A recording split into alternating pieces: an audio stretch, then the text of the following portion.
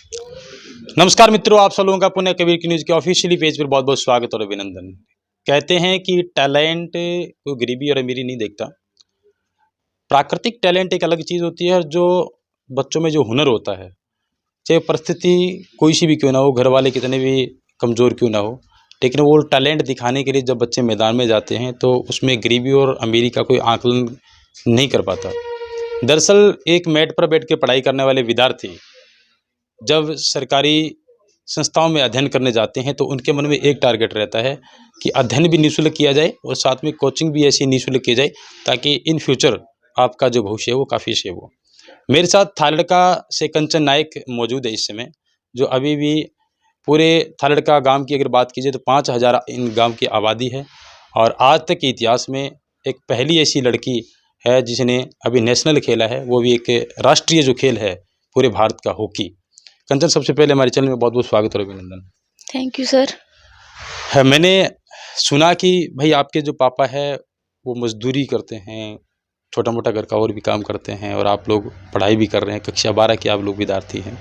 एकमात्र ऐसी लड़की आप स्कूल के अंदर भी आपने नेशनल खेला है। सबसे पहले तो अपना रिएक्शन दीजिए कि आप कैसा महसूस कर रहे हैं इस गेम के माध्यम से आपने नेशनल खेला है।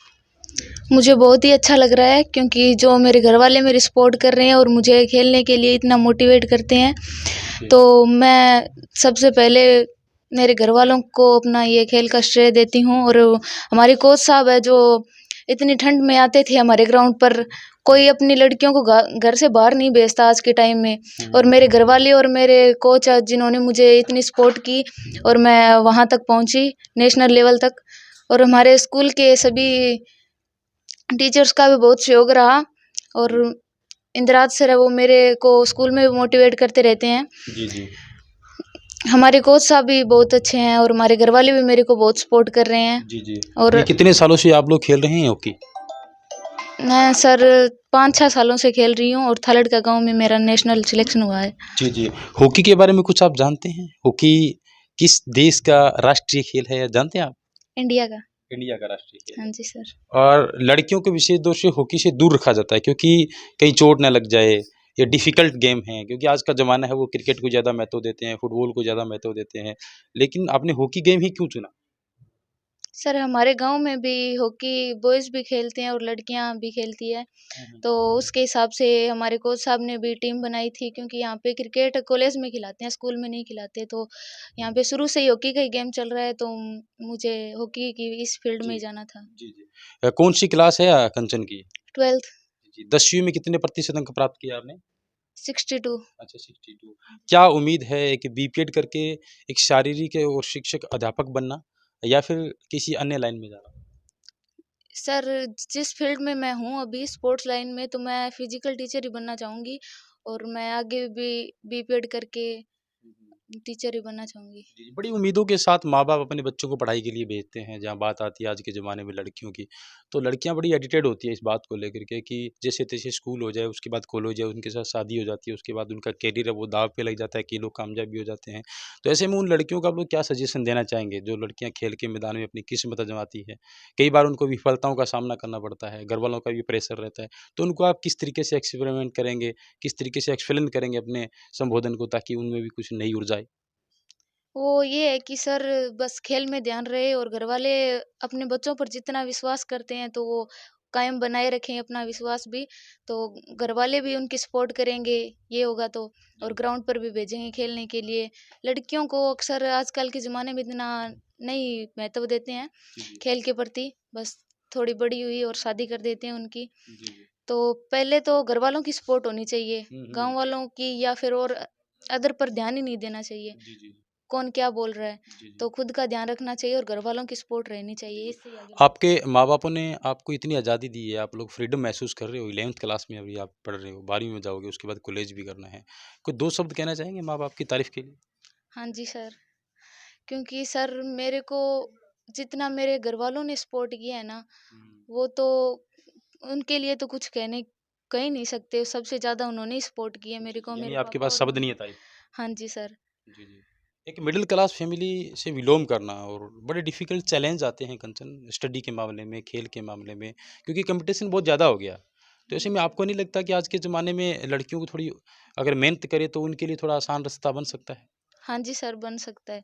जो स्पोर्ट्स में है उनको तो बस स्पोर्ट्स कोटे से ही आगे जो वैकेंसी निकलती है, उनमें जॉब मिल जाती है और बस थोड़ा-सा ही संघर्ष करने की बात है। तो लड़कियों को इतना मतलब नहीं होता, संघर्ष करने की ज़रूरत नहीं होती, बस थोड़ा-सा अपने खुद पर सेल्फ रिस्पेक्ट पर ध्यान जी, दें जी। तो वो आगे बढ़ सकती जी, है। जी। कहाँ-कहाँ खेला है आपने, कुछ बताएँगे आप? मैं पहले डिस्ट्रिक्ट लेवल पे खेली थी हनुमानगढ़ और थालड़का की टीम से, फिर स्टेट लेवल पर, फिर नेशनल नेशनल लेवल पर। हुँ, तो ओपन भी टूर्नामेंट खेले हैं मैंने। हुँ, हुँ। 3-4 नेशनल स्टेट हो गए हैं और एक नेशनल हो गया, स्कूल नेशनल खेल जी, लिया। जी। कोटा, बाड़मेर, जालंधर पंजाब सिटी में मैं नेशनल खेल के आई थी और इधर भी सोनडी गाँव में और संजीवनी स्कूल में भी टूर्नामेंट हुए थे स्कूली, जी, उसमें मेरा सिलेक्शन हुआ है। जी, जी। कभी इस टूर्नामेंट के चलते आपको बाहर जाना पड़े, तो कभी आर्थिक अभाव भी आपके दिल और दिमाग में ये चलता है कि भी पापा लोग पैसे कहाँ से हाँ जी सर। एडजस्ट करें, क्योंकि इतना बड़ा कोई वो सिस्टम भी नहीं है। छोटी-सी खेती, 2 किला मैंने सुना है कि खेती है, नॉर्मल परिवार है आपका।